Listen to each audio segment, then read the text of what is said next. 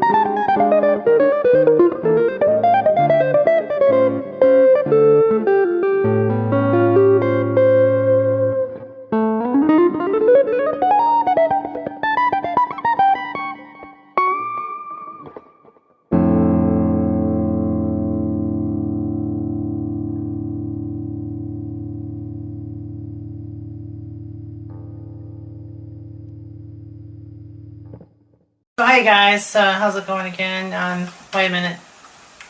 What is that button right there?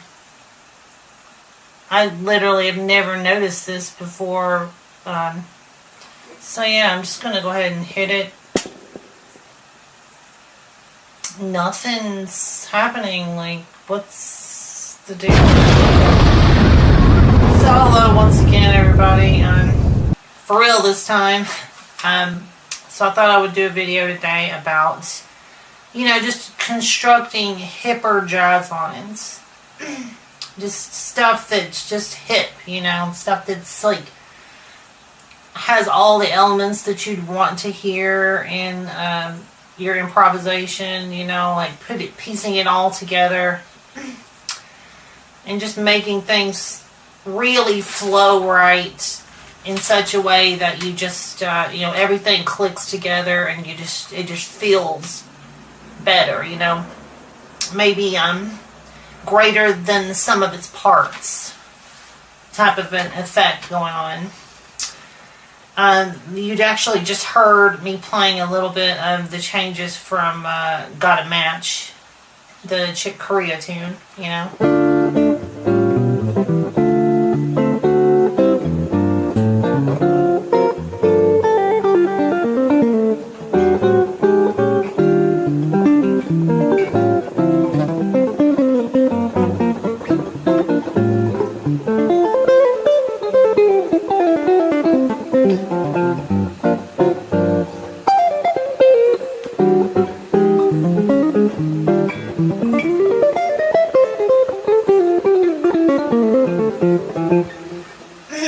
So it's important, to be able to obviously know all of the right scales and arpeggios. Kind of goes without saying. It's going to be a standard thing with every video I do, is just reiterating that. So aside from using this tune as a demonstration, I'm probably also going to use the changes for Now's the Time. Yeah.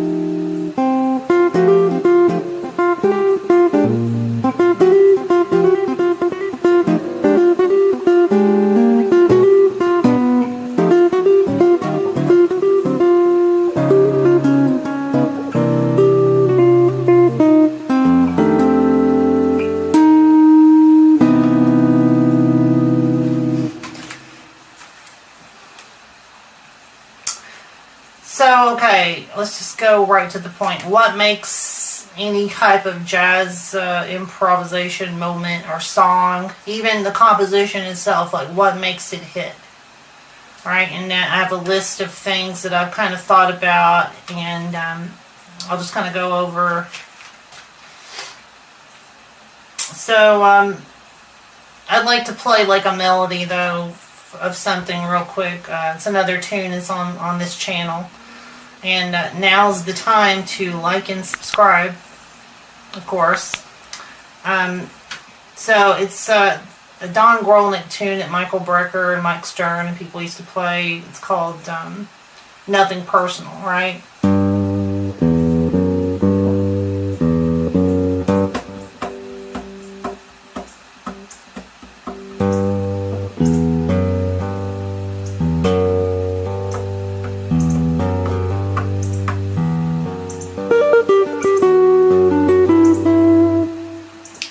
So right there, you can hear that's just a really hip melody, right? So what we've got going on here in this tune, for example, is this kind of tonality, like a minor altered kind of tonality, where you've got the 6 in there, like a minor 6, and there's a major 7 in there.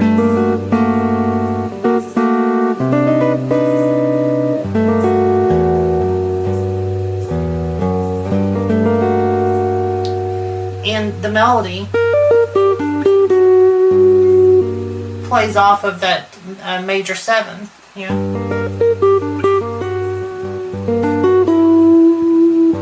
7 to the 6.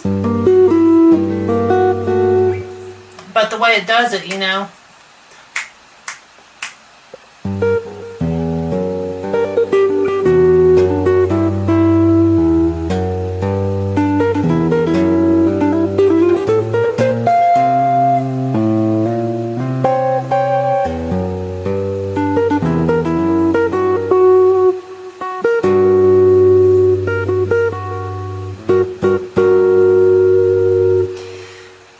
And there. So you're getting this ambiguity, right? So there's an ambiguousness happening with the harmony.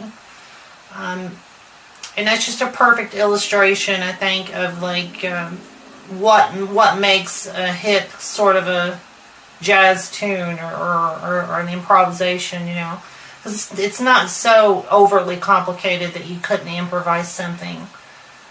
Maybe not something quite as melodic as that or memorable, but that's what we're striving for. Kind of is creating these memorable moments so that it's like, you know, something about it sticks in your mind, but at the same time, it's pushing the boundary. So it's like pushing the boundary, you know. So what is that specifically? Like, what are we talking about?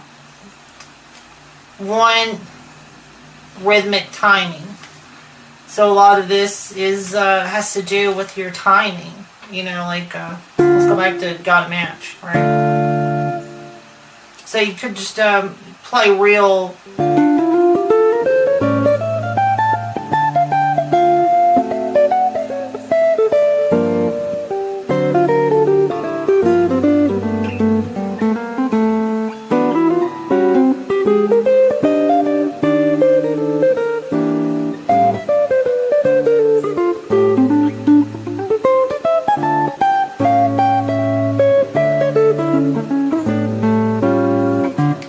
That's very kind of squarish way to approach things, you know. But the rhythmic timing is kind of there, but it's kind of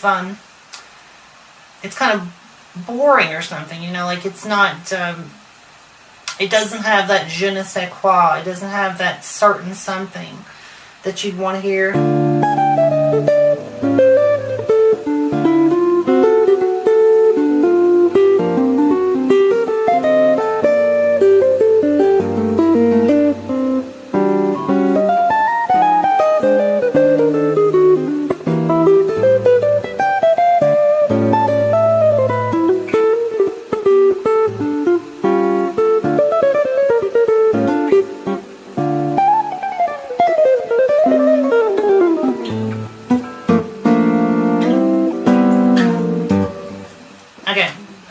You know, like we need to add additional elements to make it more dramatic, to add variation.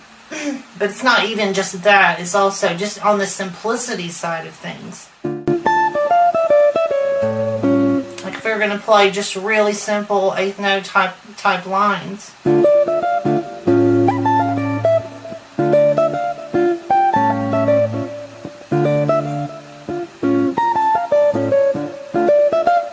So what I might do is like take just the first two chords and take a little phrase and run it through a bunch of different permutations until like I kind of hit something where I'm like, oh, that was kind of hip. So the first part's not too bad. So it's like downbeat, da da da da. But the second chord, right? It's not bad.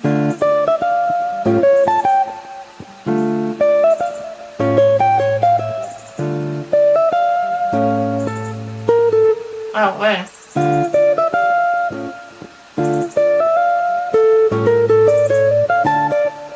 So that's a little more hip, I think.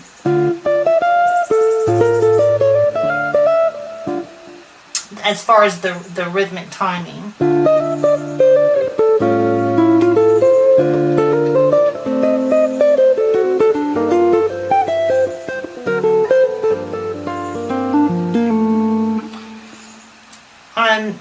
And I think that's really what needs to be done. The purpose of it is to basically build some like basic muscle memory over the chords. So, you know,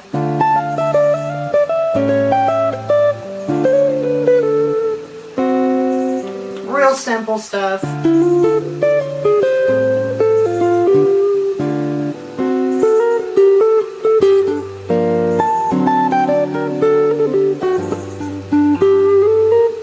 Cry me a river lick there.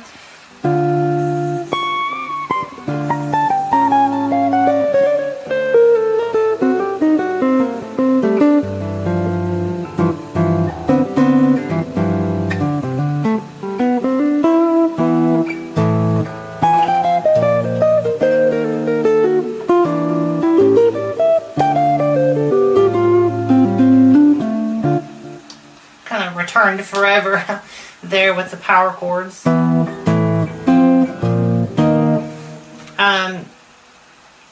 Yeah, just really taking it slow and working on when to come in on the downbeats, on the offbeats, how, you know, using syncopation.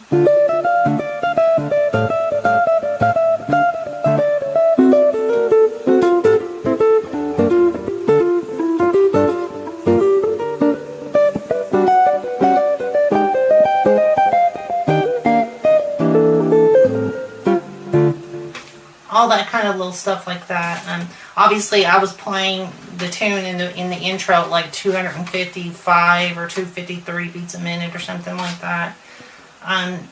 It's when it's a faster tempo. I like what Marsalis says. Like when you play at a faster tempo, you kind of start to lose your personality a little bit. It sort of starts to become based on muscle memory and like how much woodshedding you've done.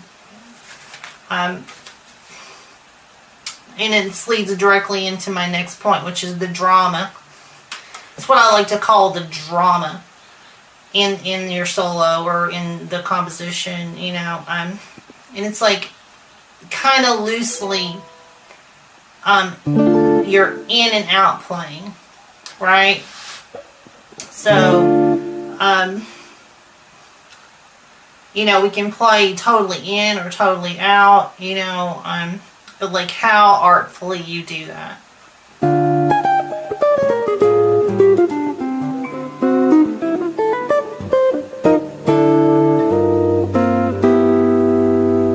Right?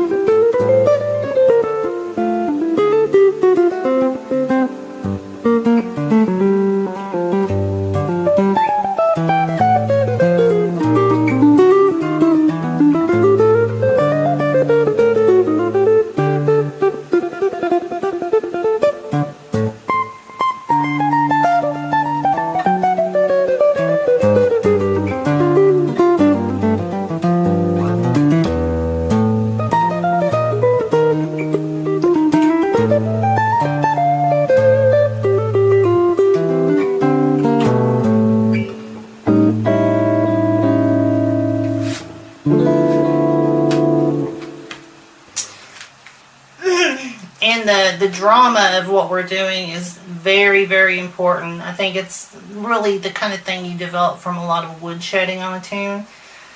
And you want it to be kind of just like automatic in your brain. You're not thinking anymore about patterns or like this fingering for this or that. It's just kind of like, you know, so much stuff on it that it's like this, you know, you're creating theater in your mind or something. Okay, then we got like note groupings, right? So, you know, there will be certain note groupings, like on every chord, that are kind of more hip than other note groupings.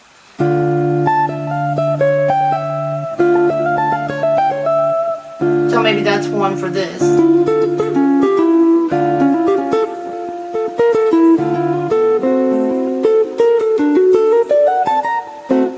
Maybe that's one for the dominant.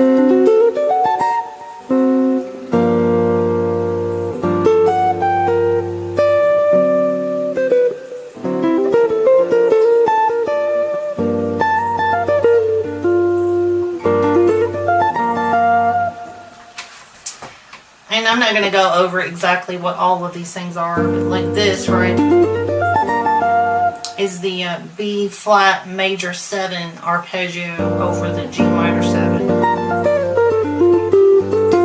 And it's got a really release type of a sound to it, like the note grouping. It's like you have tension, little release, tension, tension, then this is a big, you know.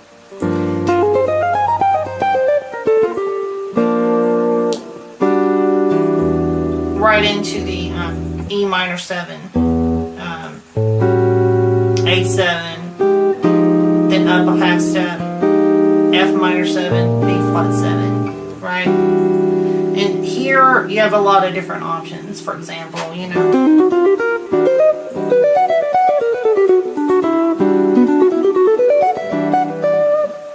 So you can play pentatonics. You can just put like a minor pentatonic over both of those chords.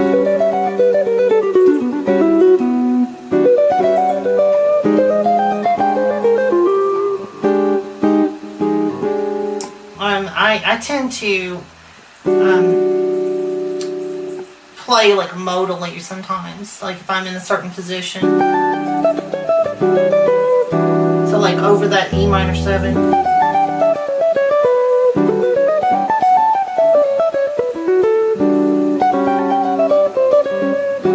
So like the A mixolydian on that particular set of chords.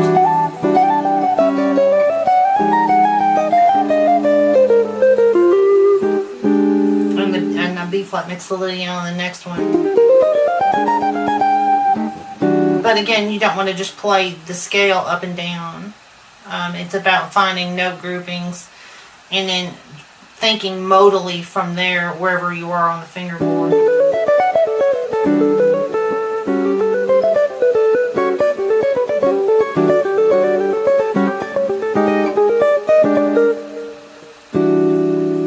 That's totally in.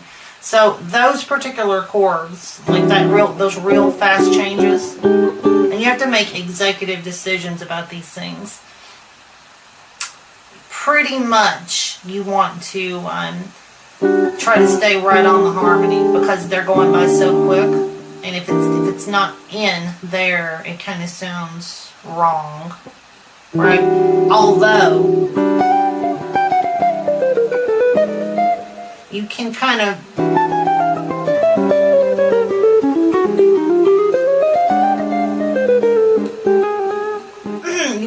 add some chromatic notes, you know.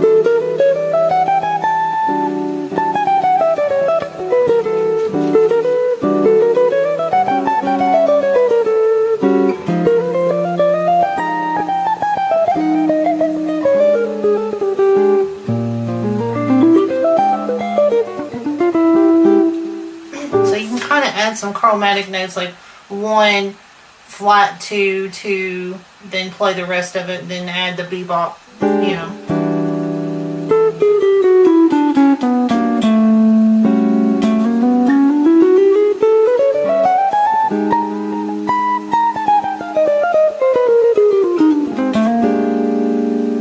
kind of works. And again,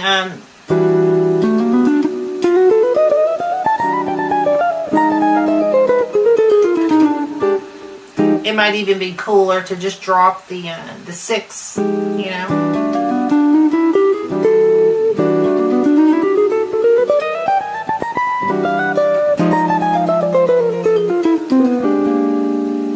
Sounds very much inside.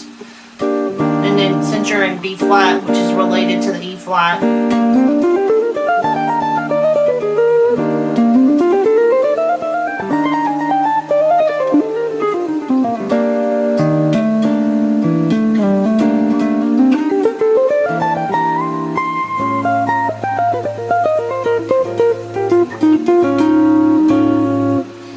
and then whatever you want to do over that 2-5-1 in D minor with the minor 7 flat 5 off of E. Obviously, like low Korean, the arpeggio, maybe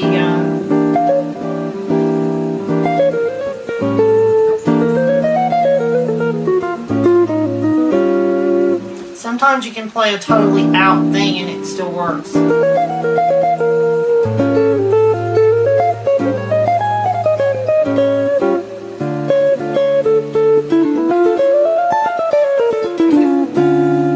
And then you got the harmonic minor sound there.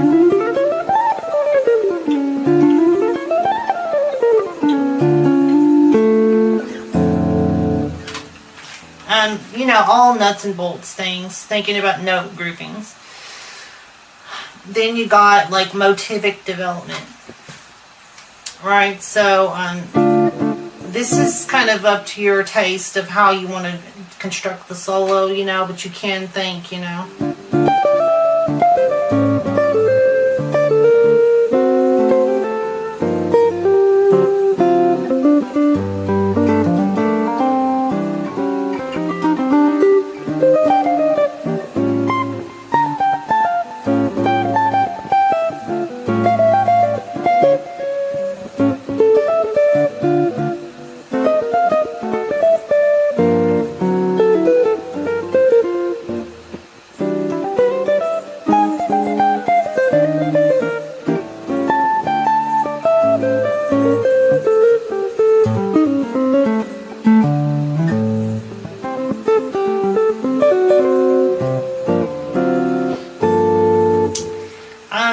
You know, like Beethoven would use like little fragments, you know, and play with those, you know, maybe go.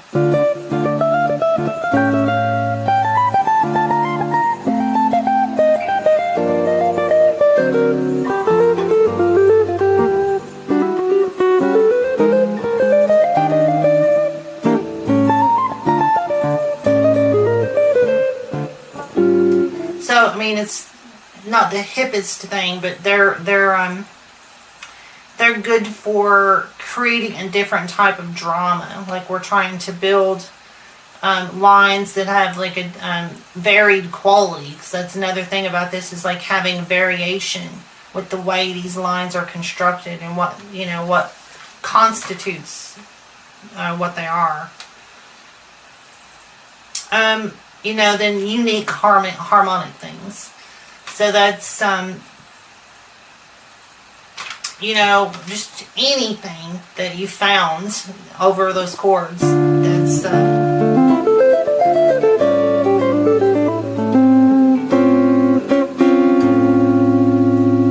maybe something like that.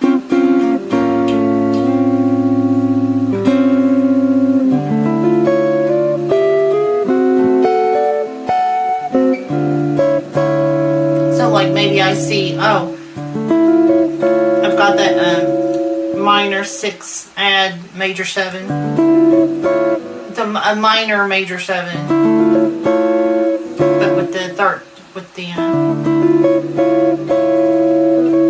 yeah, the 9 in it.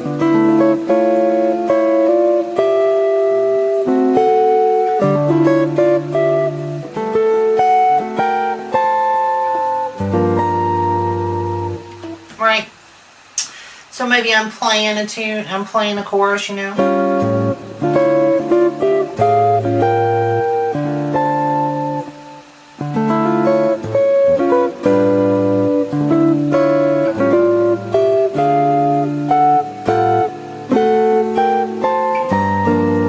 There we go.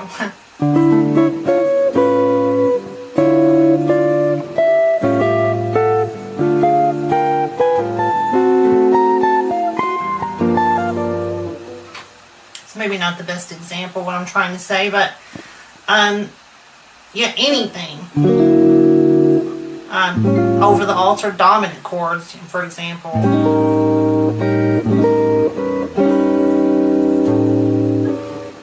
There's a ton of stuff. You might eschew all of it.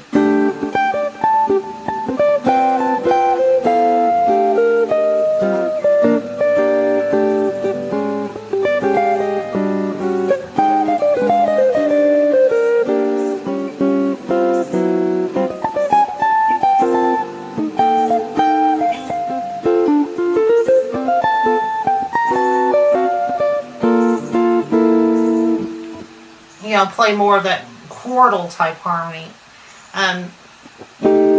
which brings me to I was messing around with this earlier, some stuff on Now's the Time. Now's the time to play this tune. So you know,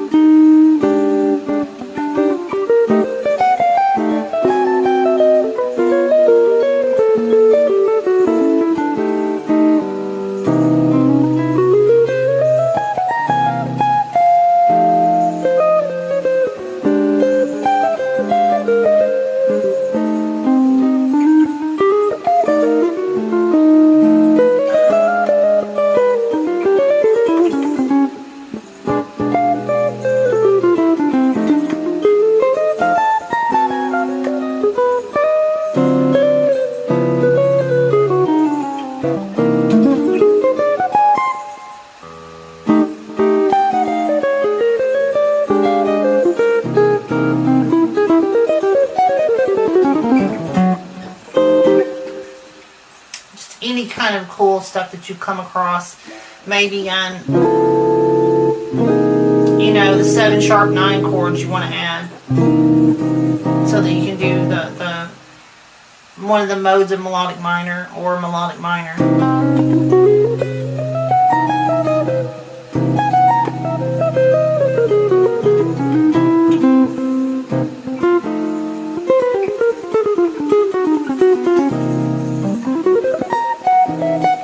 Or a whole tone. Or like here, maybe like Phrygian dominant, because it's got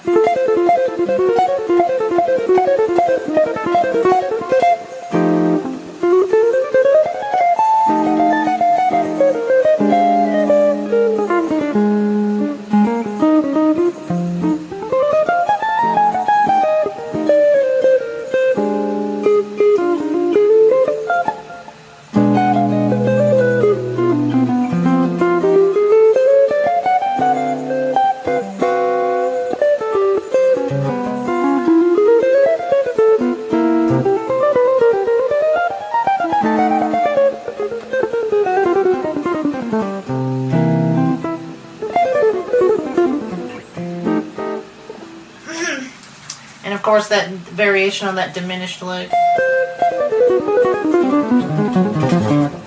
We got the fourths.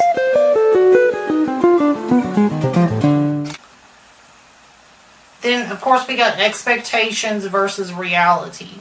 Okay, so there's like what the audience might be expecting to hear versus what they're actually going to hear, and that's something to keep in mind as you're doing this, because you can kind of play off the audience like as if they were a canvas themselves, you know. So that's just a suggestion, you know, because they might be just wanting to like expecting to hear just some sort of jazz blues type thing, you know.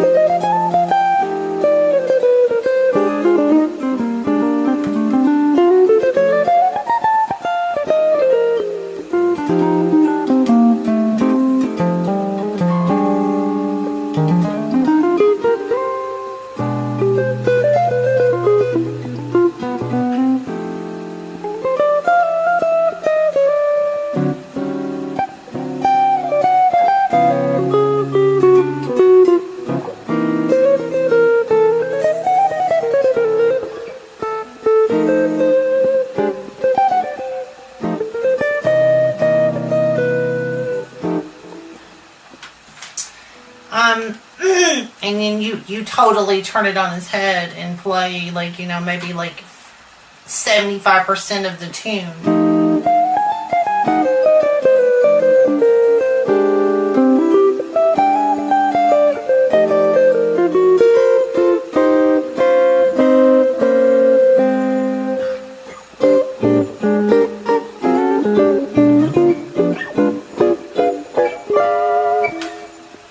You know, like in diminished feel or something, and just sort of slip back into the regular tonality, just as a way to keep everybody grounded. I have no idea what's wrong with my throat today, but okay, yeah. And now the next thing is arguably one of the most important things, I think, and that's the arc of the line. So it's kind of like in being mindful of how much of the time you're going up and how much of the time you're going down. Or if you've played a lot of bebop heads and things like that, you'll pretty much notice how they, intervallically, how they go up and down, you know.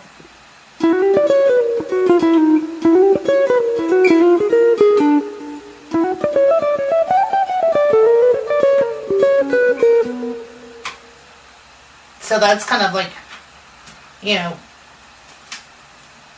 it's kind of hard to describe. It'll go like maybe.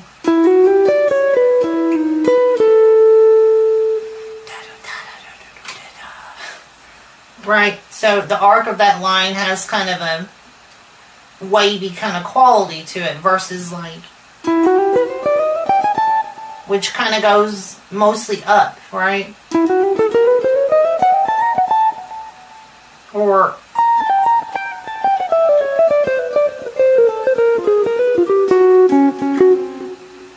which is kind of mostly going down. So that kind of thing is very important to think about as we're playing.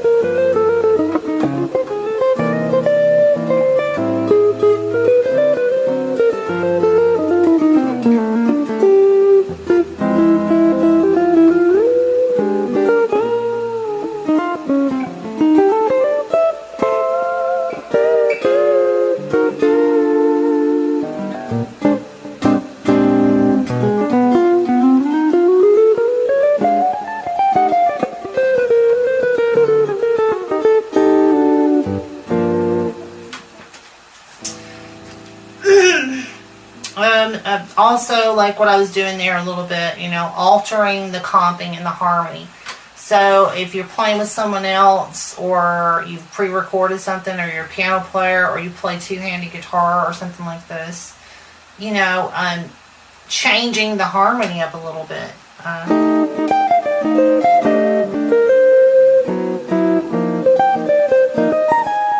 Yeah.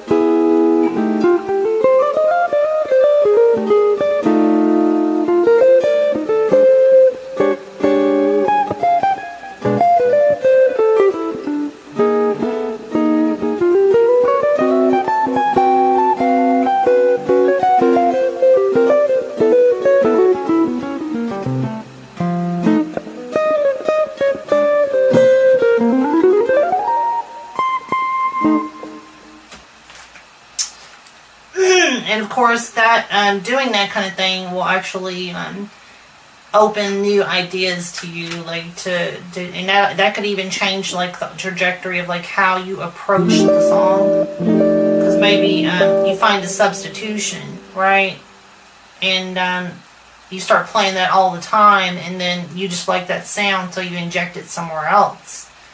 And like I do that with the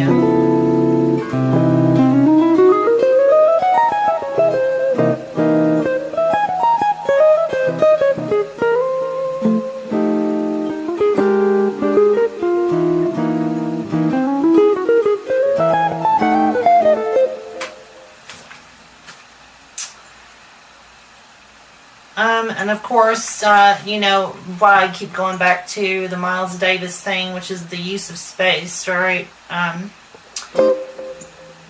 Really super important after you get the tune, like you do the woodshedding on it, you get a bunch of stuff together, and you really can play it.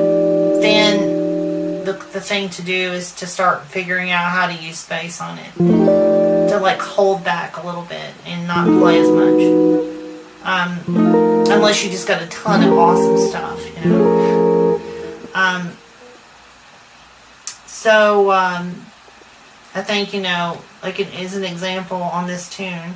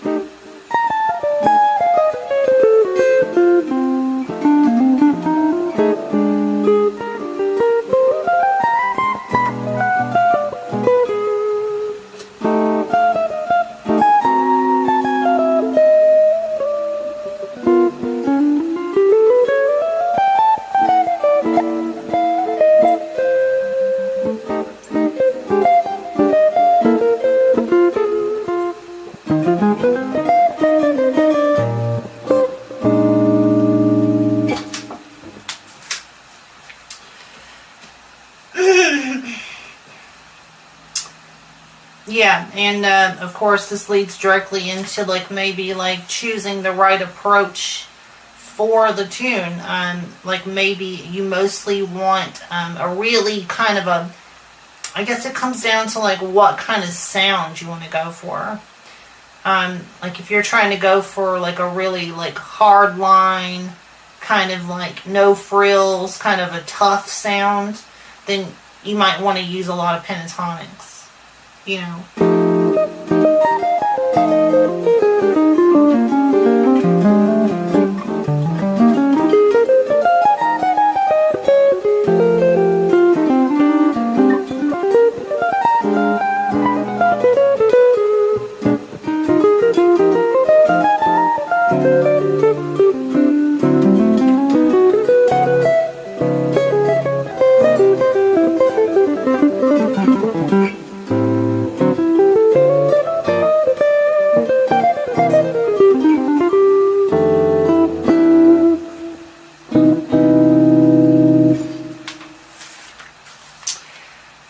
The same thing applies to like, if you want to like a more kind of like wild, sophisticated sort of outside sound, go with diminished and altered scales and things like that.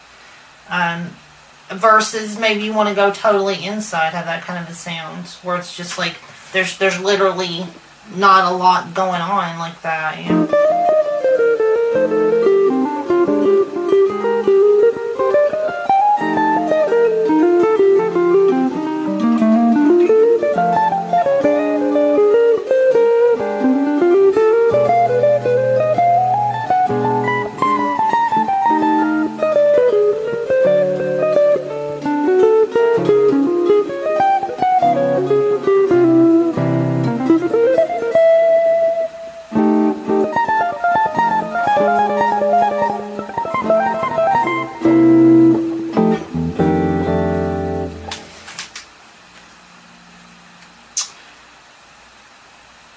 Yeah, and of course, you know, quoting other people.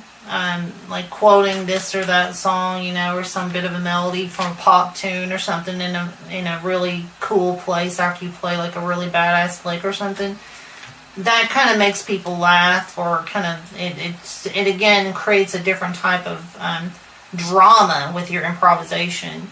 And that's what we're doing, is taking people on a journey. We're like taking them on this trip, you know, to try to experience a lot of what's happening, I guess, is like we're painting pictures in sound, but then their mind is creating all these images that go along with it, you know.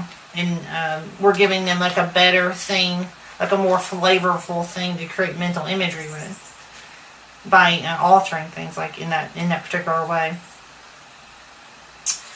And then, of course, you know, it's good, I think, to have bursts of technical virtuosity, or going, you know, beast mode, you know, like on occasion like that. And but, you know, maybe it's best to just do it sparingly and it not just be an entire shred fest the entire time, because then it really turns into a different kind of a feel, you know, when it's just all technical virtuosity.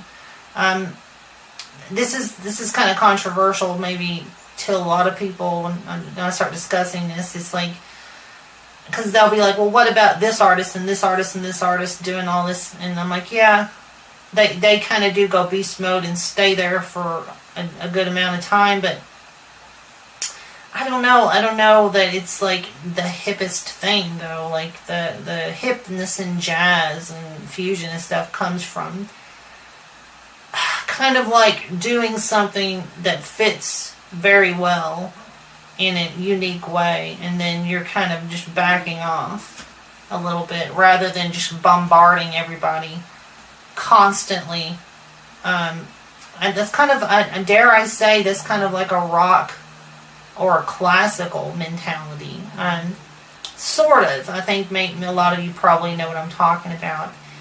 It's kind of like more of that domain of thinking, you know. So, you know, I guess I could, you know, show you what I mean. Like, so maybe you're playing.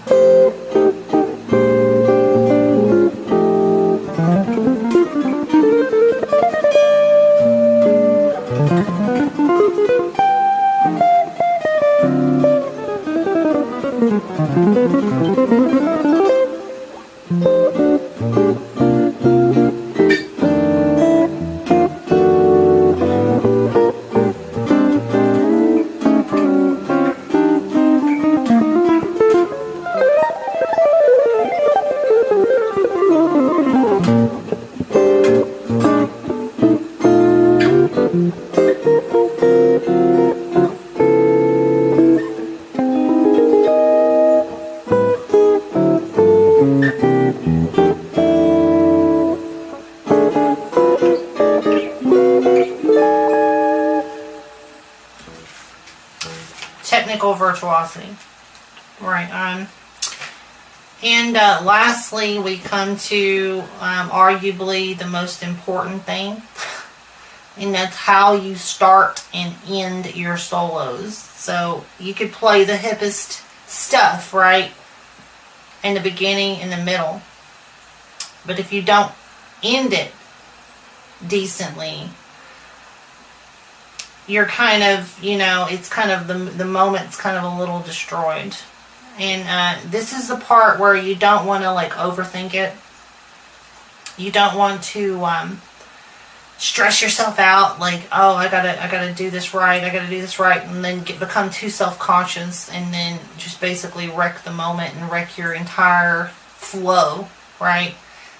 We just want to be mindful of it, and then fall back on something that you know works. It don't have to be like really complicated. It could also just be something that's like a lick that you think is impressive or something, and you end with that, you know.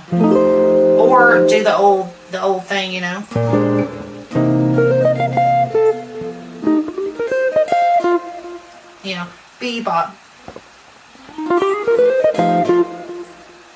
Like whatever the tune is.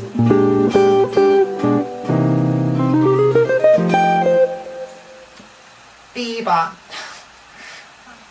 It works. You know, just remember to end rhythmically in an appropriate place, and then you're good to go. So, I think that pretty much covers it.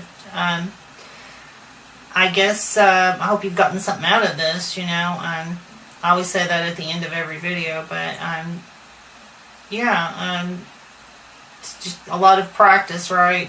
Everything is practice, practice, practice. Woodshedding tunes, trying to come up with the individual things for individual songs. Not just having, like, a whole bunch of modular techniques that you then superimpose onto every song you know, right? But make each tune personal.